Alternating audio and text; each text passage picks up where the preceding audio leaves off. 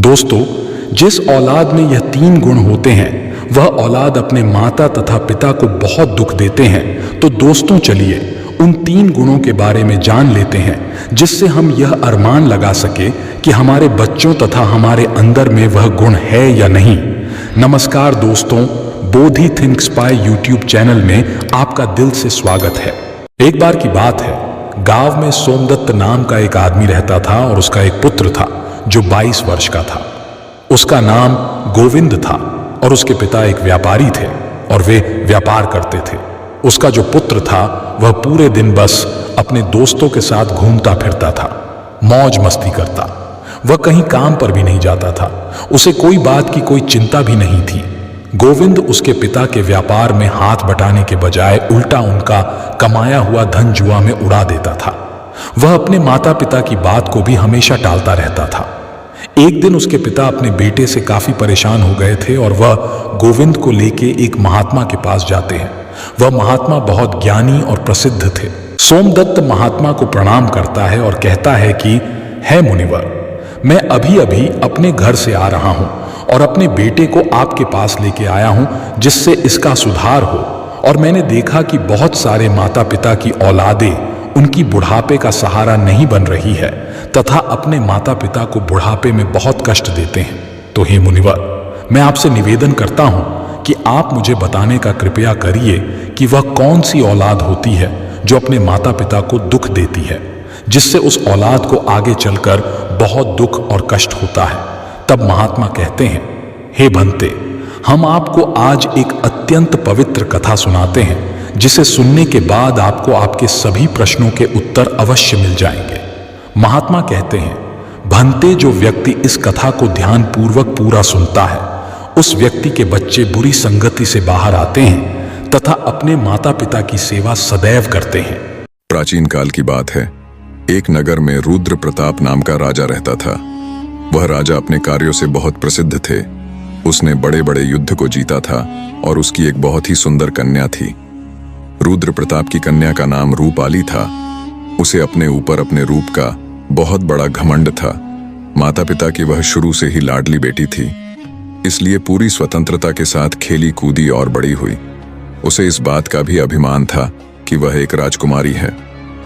वह अपने आगे किसी को कुछ नहीं समझती थी। चलते फिरते लोगों का अपमान करती रहती थी।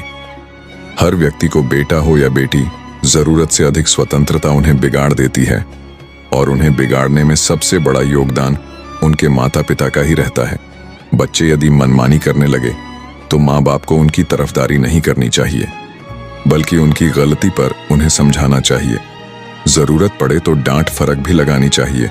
और बच्चे भी आपकी बात तभी मानेंगे जब आपने उन्हें बचपन से समझाया होगा, उनकी हर एक गतिविधि पर नजर रखी होगी, उन्हें आदर्श का पाठ पढ़ाया होगा, उन्हें संस्कारों से सींचा होगा।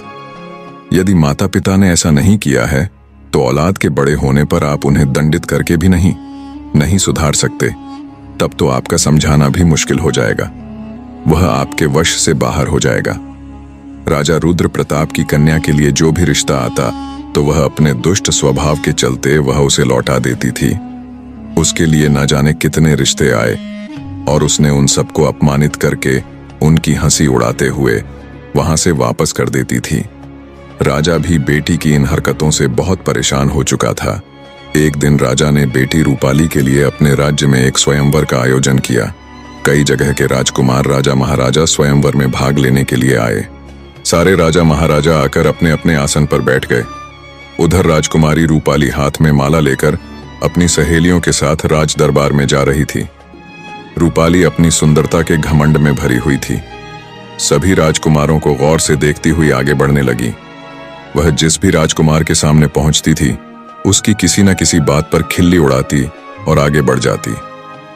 सभा के बीच राजकुमारी की बातों से अपमानित होकर वह राजकुमार राजसभा से उठकर चले जाते।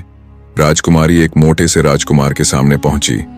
वह उस मोटे राजकुमार की हंसी उड़ाती हुई अपनी सहेलियों से बोली, हे सहेली, देखो तो इन महाशय को इनका शरीर कैसा लग रहा है, जैसे किसी ने आटे का बोरा रख दिया हो। उसके शरीर की बनावट पर वह काफी देर तक हंसी उड़ाती रही। वह राजकुमार राजकुमारी की बातों से लज्जित होकर दरबार से चला गया। इसी तरह राजकुमारी फिर अगले राजकुमार के पास पहुंच गई। वह राजकुमार देखने में कुछ लंबा था।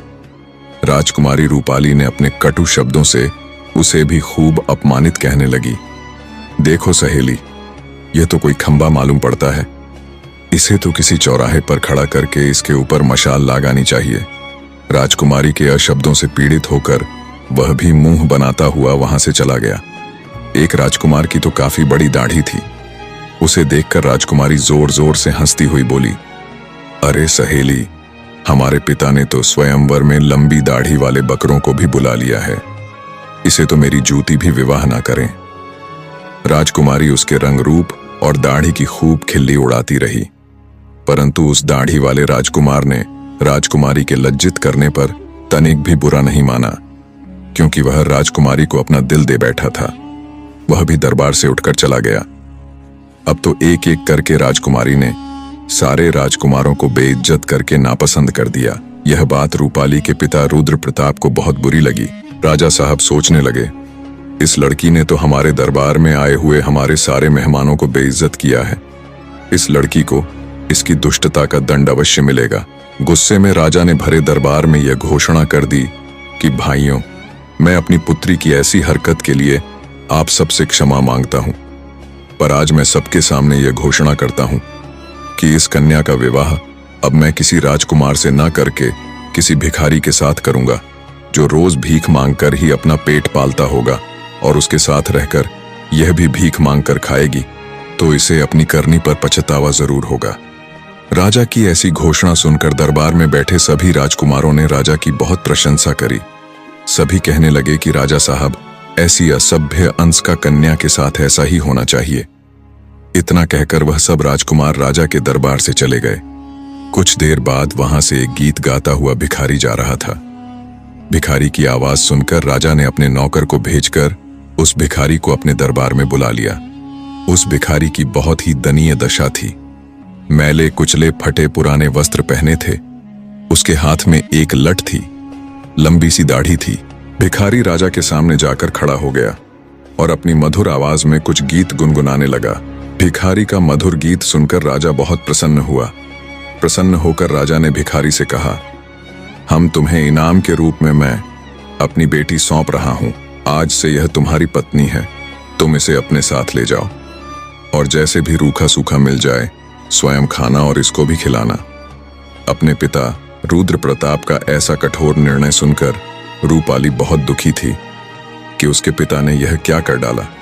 पहले तो उसने भिखारी के साथ जाने से साफ इनकार किया, पर राजा का ऐसा ही आदेश था, इसीलिए उसे मजबूर होकर भिखारी के साथ जाना पड़ा। राजा ने कहा, बेटी, तुमने किसी राजघराने में जाने का अधिकार पूरी तरह से खो दिया है। अब से यह भिखारी ही तुम्हारा पति है। इसी के साथ तुम्हें अपना जीवन बिताना पड़ेगा।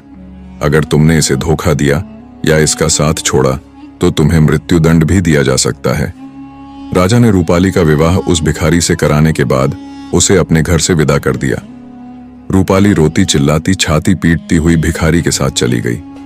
भिखारी उसे लेकर खुशी खुशी एक जंगल में लेकर चला गया। उसे जंगल में उसकी एक अत्यंत सुंदर कुटिया थी। उसी कुटिया के पास में वह भिखारी ने एक आम का पेड़ लगाया था। उसे पेड़ पर बहुत सारे आम थे और पके हुए थे। जब राजकुमारी ने बाहर जाकर देखा तो एक बहुत बड़ा और सुंदर खेत है। रूपाली ने उस भिखारी से पूछा कि यह खेत किसका है, तो भिखारी ने जवाब दिया कि हे राजकुमारी, मैंने ऐसा सुना है कि यह खेत उसी दाढ़ी वाले राजकुमार का है जिसे तुमने अपने स्वयंवर में दाढ़ी वाला बकरा कहकर अपमानित किया था। पर आपका दुर्भाग्य देखिए और बदकिस्मती से मैं भी आपको उसी दाढ़ी वाले की तरह लंबी दाढ़ी वाला मिला हूं।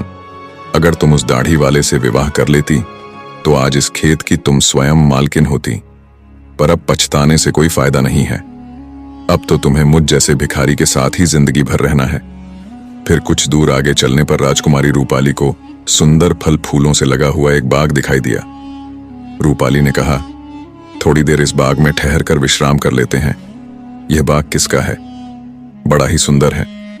भिखारी ने उत्तर दिया, राजकुमारी जी, यह बाग भी उसी दाढ़ी वाले बकरे का है जिसका तुमने अपमान किया था।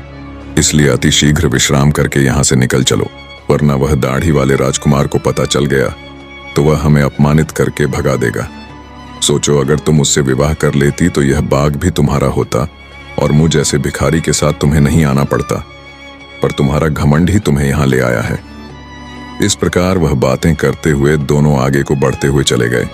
कुछ दूर आगे जाने पर वह एक बहुत सुंदर नगर में पहुंचे। ऐसा लग रहा था जैसे वह नगर किसी राजा की राजधानी हो। रूपाली ने पूछा, यह नगर किस राजा का है? भिखारी ने उत्तर दिया, है प्रिय, यह नगर मेरी नजर से तो एक राजा का है, पर आपकी नजर से तो यह नगर उसी दाढ़ी वाले बकरे आदमी का है जिसे तुमने भरी सभा में बेइज्जत किया था। सोचो, अगर तुमने उससे शादी कर ली होती तो तुम इस नगर की रानी होती, हजारों दास दासियां तुम्हारी सेवा करती, पर तुमने अपने रूप के घमंड में आकर अपनी किस्मत फोड़ ली और मुंह भिखारी के साथ विवाह करके तुमने अपनी जिंदगी को दुखों में ढकेल दिया है। पर अब क्या हो सकता है, जो होना था सो हो गया। भिखारी की बात सुनकर राजकुमारी को बड़ा पश्चाताप होने लगा। कहने लगी, काश मैंने उसके साथ विवाह कर लिया होता। भिखारी ने रूपाली के मुख से ऐसी बातें सुनकर नाराज होते हुए कहा, राजकुमारी, खबरदार, जो अब तुमने दूसरे पुरुष के बारे में सोचा भी तो अब तो तुम केवल मेरी पत्नी हो और मैं ही तुम्हारा पति हूं। अब महलों के सपने देखना छोड़कर तुम्हें मेरे साथ मेरी झोपड़ी में रहना होगा। इतना कहकर भिखारी राजकुमारी रूपाली को अपनी झोपड़ी के पास ले गया, जो राजा के नगर से कुछ दूर एक तालाब के किनारे बनी हुई थी। झोपड़ी देखकर रूपाली को बड़ा क्रोध आया। कहने लगी, यह कितनी बेकार सी झोपड़ी है, मैं इसमें कैसे रह पाऊंगी? इसमें रहकर मेरा दम घुटने लगेगा। मैं बहुत बड़े महलों की रहने वाली हूं, इस छोटी सी झोपड़ी में मेरा गुजारा कैसे होगा? भिखारी बोला, राजकुमारी, अब आज से यही झोपड़ी तुम्हारा नया घर है और इसी में तुम्हें रहना पड़ेगा। रूपाली ने पूछा कि यहां पर तुम्हारा कोई नौकर चाकर नहीं दिखाई दे रहा है, झोपड़ी की साफ सफाई कौन करेगा? भिखारी ने कहा, है राजकुमारी, ये तुम क्या कह रही हो? मैं कोई राजा नहीं हूं, ना कोई राजा का बड़ा अधिकारी या कर्मचारी हूं जो मेरे पास नौकर चाकर होंगे। मैं तो खुद एक भिखारी हूं। मैं तो नौकरों से भी बहुत गया गुजरा हूं। झोपड़ी का सारा काम अब तुम्हें और मुझे ही करना है। चलो, अब तुम पहले झोपड़ी की साफ सफाई करो, फिर मेरे लिए खाना बनाओ। मुझे बहुत भूख लगी है। चलते चलते मैं थक चुका हूं। रूपाली को भोजन बनाना तो आता ही नहीं था, इसीलिए भिखारी और राजकुमारी ने मिलकर उल्टा सीधा खाना बनाया और खाकर दोनों सो गए। अगले दिन भिखारी ने राजकुमारी को जगाया और घर का सारा काम करने को कहा। राजकुमारी पूरे दिन काम करती रही और भिखारी की डांट फटकार सुनती रही। 4-5 दिन इसी तरह बीत गए। घर में जो कुछ खाने को था वह भी खत्म हो गया। भिखारी बोला, प्रिय, अब खाने को तो कुछ बचा भी नहीं। जो कुछ मैंने मांग कर रखा था वह सब खत्म हो चुका है। आगे की जीविका चलाने के लिए हमें कुछ काम करना पड़ेगा। एक काम करो, मैं तुम्हें इस आम के पेड़ से आम तोड़कर टोकरी में भर कर दे दूंगा। तुम उस आम को बाजार में ले जाकर बेच कर आना। राजकुमारी ने आश्चर्य से कहा, मैं आम बाजार में बेचने जाऊंगी?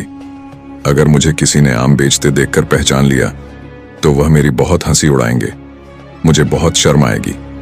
भिखारी बोला, काहे की शर्म? अब तो तुम रानी नहीं हो, तुम एक भिखारी की पत्नी हो। शर्म तो तुम्हें तब लगती जब तुम उस दाढ़ी वाले की पत्नी होती और वह तुमसे बाजार में आम बेचने को कहता। अब अगर शर्म ही आती है तो फिर भूखी मरो। राजकुमारी मजबूर थी। उस भिखारी ने कुछ आम पेड़ से तोड़े और टोकरी में भरकर राजकुमारी को दे दिया। राजकुमारी मजबूर होकर बाजार में आम बेचने चली गई। बाजार में एक व्यापारी की दुकान के बाहर सड़क किनारे आम रखकर बैठ जाती है और दिन भर आम बेचती रहती है। धीरे धीरे उसके आम खूब बिकने लगे। एक दिन की बात है, जब राजकुमारी रूपाली रास्ते पर बैठी आम बेच रही थी, तभी वहां पर एक राजा का सैनिक आता है और उसने लात मारकर उसके सारे आम इधर उधर फैला देता है और बोलता है, खबरदार, जो रास्ता घेर कर आम लगाए तो उसके बहुत सारे आम फूट गए थे और उसका बहुत नुकसान हो गया था। राजकुमारी को बड़ा दुख हुआ। उसने सारी बात झोपड़ी में आकर भिखारी को बताई कि आज एक राजा के सिपाही ने उसके आम पर लात मारकर फोड़ डाले। भिखारी ने कहा, तुम बिल्कुल पागल हो। अगर तुम बीच रास्ता घेर कर दुकान लगाओगी तो सिपाही तो आम फोड़ेगा ही। तुम्हारी वजह से राहगीरों को वहां से निकलने में तकलीफ हो रही होगी। अब तुमसे यह भी काम ठीक से नहीं होगा। तुम्हें कोई काम बताओ तो तुमसे ठीक से होता ही नहीं है। अब मैं जा रहा हूं, और तुम्हारे लिए कोई और काम तलाश कराऊंगा। भिखारी गया और राजा के एक बड़े अधिकारी के यहाँ रसोई का काम तलाश आया और रूपाली से कहा कि मैंने तुम्हारे काम की व्यवस्था कर दी है। कल से तुम राजमहल में कर्मचारी की रसोई में जाया करोगी और वहां के रसोइये के साथ मिलकर खाना बनाना है। वहां से हमें खाने के लिए अच्छा अच्छा भोजन भी मिलता रहेगा। इस प्रकार वह घमंडी राजकुमारी रसोइये की मददगार बन के काम करने लगी। वह सुबह से शाम तक रसोइयों के साथ मिलकर काम करती और रात को बचा हुआ खाना अपने घर ले आती। इस तरह दोनों की जिंदगी अब कुछ सुकून से कटने लगी। एक दिन की बात है, रूपाली रसोई में काम कर रही थी।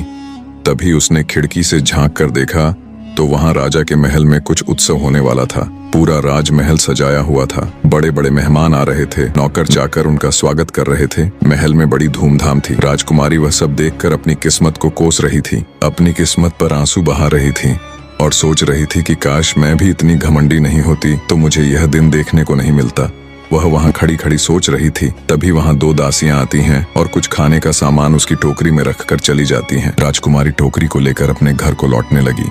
अभी वह दरवाजे से निकली ही थी, तभी सामने से एक राजा का पोशाक पहने एक पुरुष ने आकर उसे रोक लिया। देखने में वह वहां का राजा महाराजा मालूम पड़ रहा था। राजकुमारी ने जब उसके चेहरे को देखा तो वह डर के मारे कांपने लगी, क्योंकि वह राजा वही दाढ़ी वाला था जिसको रूपाली ने अपने यहाँ दाढ़ी वाला बकरा कहकर अपमानित किया था। राजा ने राजकुमारी से कुछ नहीं कहा, बल्कि वह उसे उसका हाथ पकड़कर दरबार में लेकर पहुंचा, जहां तमाम मेहमान लोग बैठे हुए थे। वहां की भव्यता को देखकर घबराहट में राजकुमारी के हाथ पैर कांपने लगे। उसके हाथ से टोकरी छूटकर जमीन पर गिर पड़ी। टोकरी में रखा हुआ खाना जमीन पर गिरकर इधर उधर बिखर गया। राजकुमारी बहुत उदास हो गई। दरबार में बैठे हुए मेहमान यह देखकर जोर जोर से हंस पड़े। अपने ऊपर सबको हंसता देखकर रूपाली घुटन से मरी जा रही थी। उसे ऐसा लग रहा था कि अभी धरती फट जाए और मैं उसमें समा जाऊं। उसने राजा से अपना हाथ छुड़ाया और वहां से भाग जाना चाहती थी। राजा ने उसे रोकते हुए कहा, राजकुमारी घबराओ मत, तुम्हारे साथ कोई अभद्रता का व्यवहार नहीं होगा, बल्कि तुम्हें मैं यहाँ सम्मानित करने के लिए लाया हूँ। मैं वही तुम्हारा भिखारी पति हूँ जो तुम्हारे साथ झोपड़ी में रहता था, और मैं वही सिपाही हूँ जिसने तुम्हारे आम को फोड़े थे। मैं ही यहाँ का राजा हूँ और वही दाढ़ी वाला बकरा हूँ।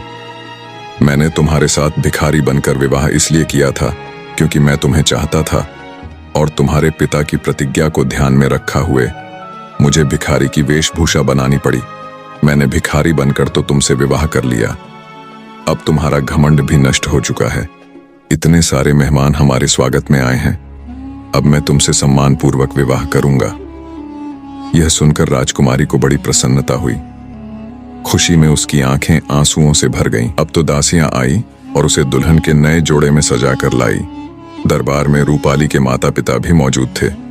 सबने राजकुमारी को खूब आशीर्वाद दिया और राजा के साथ समस्त मेहमान की उपस्थिति में उसका विवाह हुआ। उसका सारा गुरूर उतर चुका था। वह पूरी तरह से बदल चुकी थी। उसने जिंदगी जीने का तरीका सीख लिया था। इस प्रकार राजकुमारी उसी दाढ़ी वाले पति जो राजकुमार थे उनके साथ बड़े आनंद से रानी की तरह जीवन व्यक्तित्व करने लगी। दोस्तों, तब महात्मा सोमदत्त से कहते हैं, हे भंते, अत्यंत सुख सुविधा में पलकर मनुष्य उन अनुभवों से, उन संस्कारों से अपरिचित रह जाता है जो उसके जीवन में आगे बहुत कष्टदायक हैं। इसीलिए मनुष्य को कभी भी किसी बात का घमंड नहीं करना चाहिए। पर परमात्मा जब तुम्हें किसी एक गुण से संपन्न बनाता है तो बाकी कई गुणों से खाली रखता है, ताकि तुम्हें जब भी कभी अभिमान हो तो तुम्हें उसका सबक मिल सके। और इस प्रकार से महात्मा ने बताया, जिसकी औलाद अपने मनमानी करती है तथा अपनी माता पिता का अपमान करते हैं और उनकी बात को नहीं मानते हैं, सी औलाद सदैव मुसीबत से घिरे रहते हैं। बेटा गोविंद, अब तुम जाओ और अपने पिता के कारोबार में मदद करो। सोमदत्त और उसके बेटे दोनों ने महात्मा को धन्यवाद किया और वापस घर लौट गए। दोस्तों, आपने आज के इस वीडियो से क्या सीखा वह मुझे आप कमेंट में बता सकते हैं। इसी के साथ में उम्मीद है कि आपको आज की वीडियो पसंद आई होगी। तो इस वीडियो को उस इंसान को शेयर करें जिससे यह कहानी सुनने की जरूरत है, और उसी के ठीक बाद चैनल को सब्सक्राइब करें। तो चलिए फिर मिलते हैं ऐसी एक और नई वीडियो में एक नए मैसेज के साथ। तब तक के लिए अपना ख्याल रखें। धन्यवाद और नमो बुद्धाय।